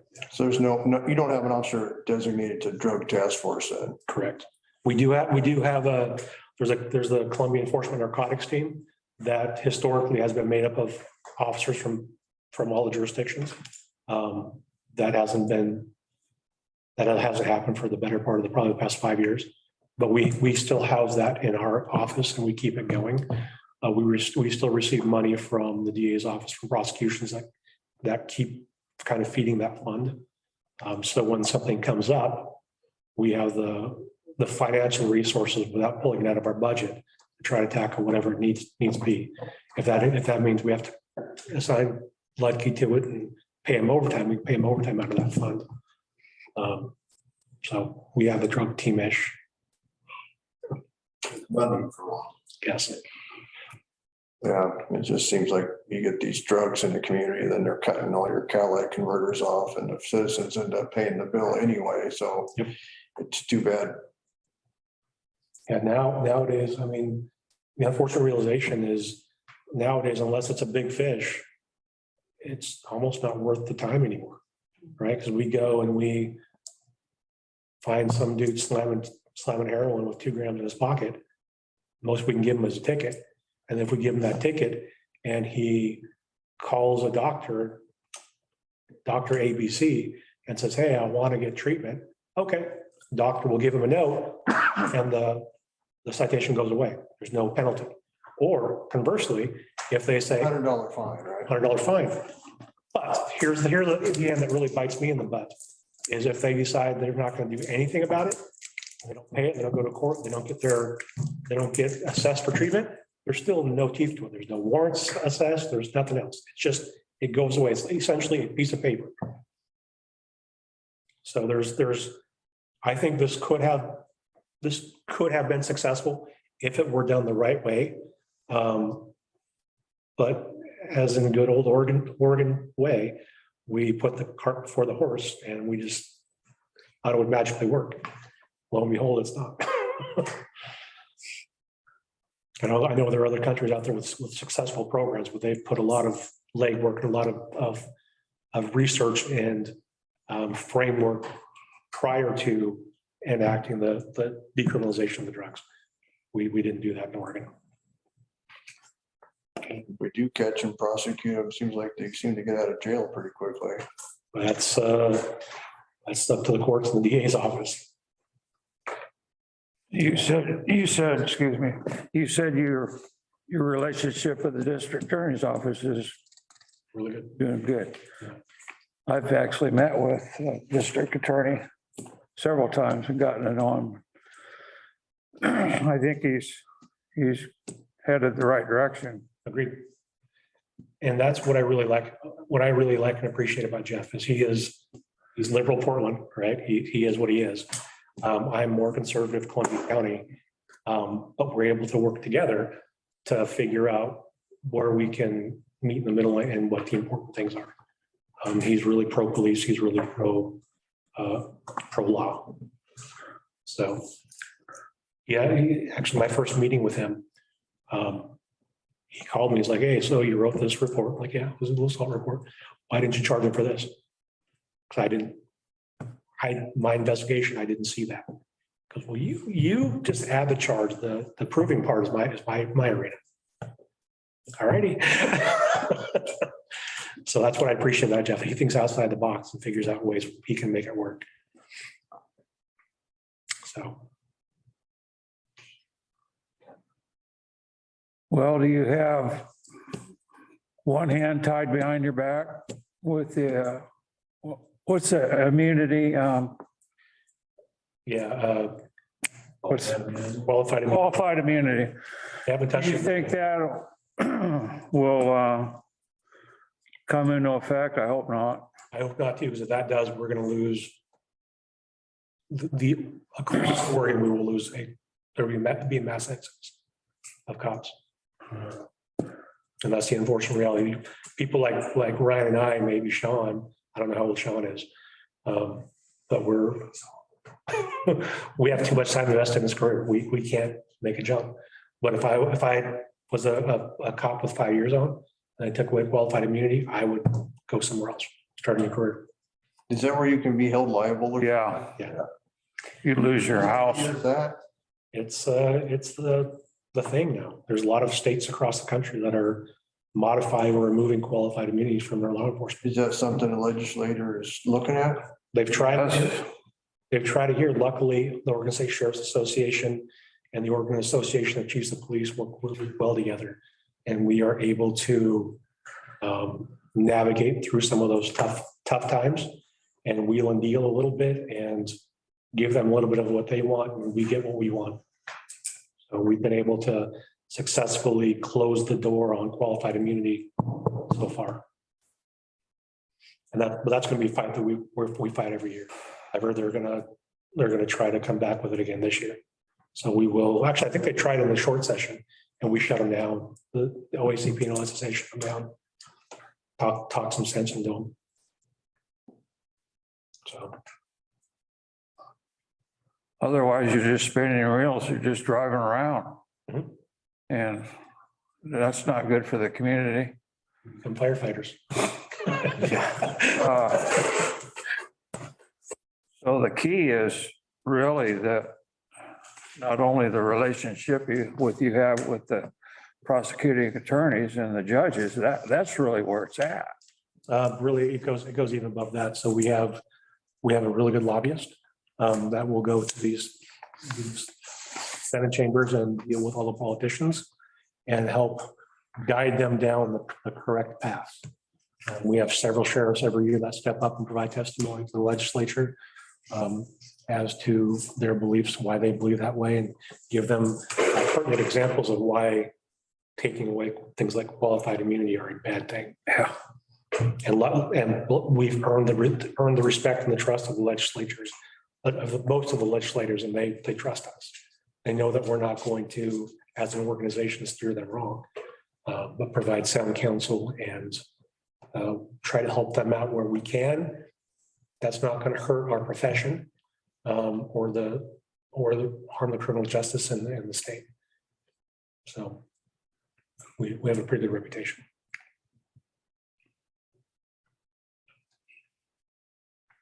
Is there any implications around jail services? Do we pay anything extra, or is that just included in our taxes? It's in our taxes. That's all in our taxes, so that makes no difference. Yeah. So, but you guys are more than welcome to give me as much as you want. We still housing federal inmates and so we're subsidized from the federal government for that Almost somewhat. all of the counties and Yeah, well, ebbs and flows. the So, tax and, because you said 3.3 and 2.6. yeah, so the past couple of years we've been down. So the first year COVID hit in 2020, I think we dropped to, I think right around 2. 2021, we were actually down to 1.7, 1.6, and now we're back up to 2 million-ish. And actually the marshals, so when I first took office, we renegotiated with the marshals contract. We went from $82 per night per inmate. Sorry, adult in custody, they're called now. I forget about that. Why do you play their game? If you notice, I said them both. So now we get $92 per night per head. And the marshals actually came to us, my jail commander, about 3 months ago and said, we need to renegotiate your contract. We want to utilize you guys more. And he said, well, we can't, because in our last contract, we said we wouldn't renegotiate this for 4 years, I think it was. And they said, no, let me make sure you understand this. You need to renegotiate your contract. You will be getting some paperwork from us saying that you need to renegotiate your contract because we're pulling out of several inmates out of Multnomah County, and we want to house them in your jail. I want to pay you guys whatever you need to make that happen. So I told our jail commander not to get too overzealous, but we need to ensure that we have enough space for our local inmates, because that's not going to suffer based on a marshal's contract. So. Because under the COVID rules, we have kind of screened what's going into the jail, right? Yes. Now, with the mask mandate going off, is that changing? Or? So the first part of your question, yes and no. So when COVID first hit, we did kind of throttle down the sheer number of people coming into our facility. But we've always had the caveat, if someone needs to stay in jail, needs to go to jail, they go to jail. You know, if they're out here and they commit a theft 3 or some low level C misdemeanor property crime, no, we typically wouldn't house them. But if they resisted arrest, or if they created that public disturbance enough that they needed to be off the street, yeah, we took them every time. At one point, I think we were in the beginning of COVID, we still didn't know what was going on. I think at one point our lowest population we were down to around 100 inmates per night. Or 100 inmates was our average population. Now we're back up to 150, so we're pretty much running. You're back to normal. Pretty much running back to normal-ish. We were able to make it through until January without a single case of COVID in our facility because of those rules. In January, with Omicron or whatever the heck it's called, that swept through our jail. No one had any symptoms or signs. One person went out to treatment and tested positive, and the health department wanted to come in and test everyone. After they tested 30 inmates, I'm like, no, you're done. You tested 30 inmates, those all tested positive. We're done testing. We're going to assume everyone has it. We're going to throttle everything down for about 2 weeks, and then we're going to go back to where we were.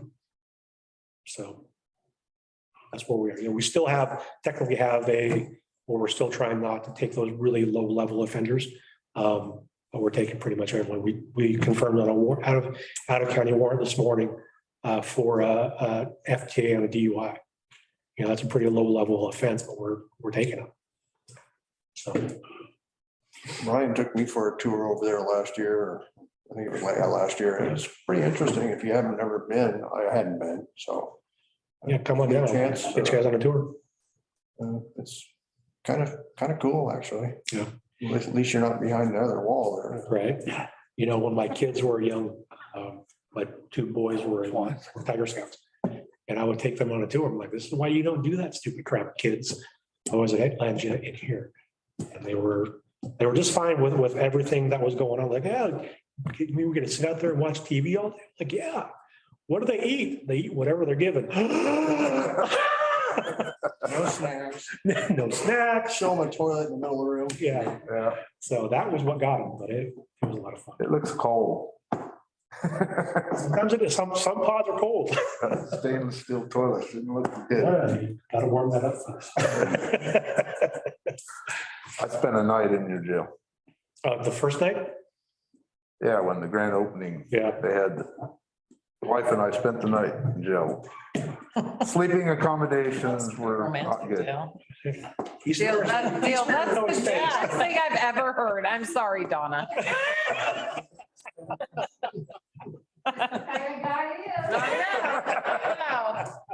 On a date night, huh? Saving that cat. How'd you guys meet? in jail?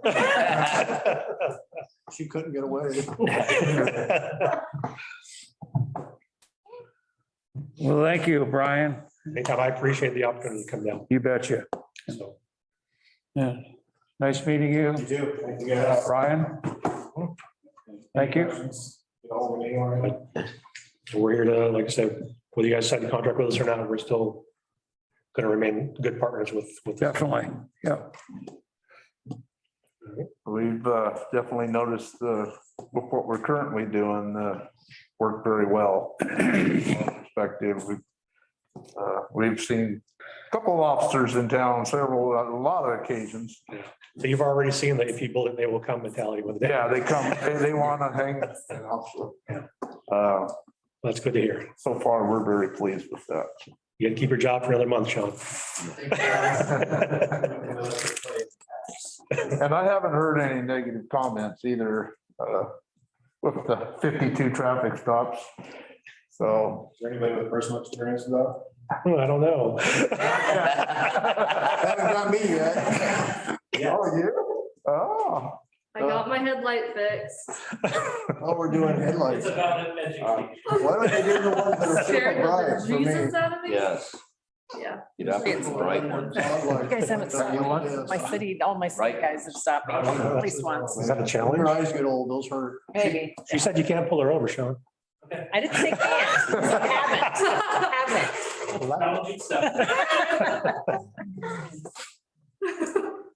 What's the pursuit policy again? Just pull right over. Put your hands on the wheel, start to sweat, tell your daughter to shut up. Because she's freaking out more. Oh my God. Oh, insurance card. Your daughter to shut up. Yeah, in 6 months, if I can find it. Right. That was mine. Bear with me while I dig really deep here. I'd say, here, I can't see. Can you find it for me? And if it would help, I could probably send you the Clouds Tonight contract just so you guys can look at it and Oh, at least see what it looks like and more food for thought. Has that city manager changed that handles that for class? Oh, Greg's been there for forever. Greg. Yeah, Engelman. Engelman. And what was the mayor class? Ed Ed. Yeah. And now it's Bob, or Bob, I'm Yeah, sorry. Bob. So we Mayor met- Bob. Mayor Bob. The mayor, We they met- had to switch I think- mayors with Yep. something Yeah. contentious. We met Bob there before, I think. worked with him at the mill. Did you? His son actually works for the DEA at the office. Oh. At the DA's office. Well, if there's nothing else, I'll close this work session at 8:25.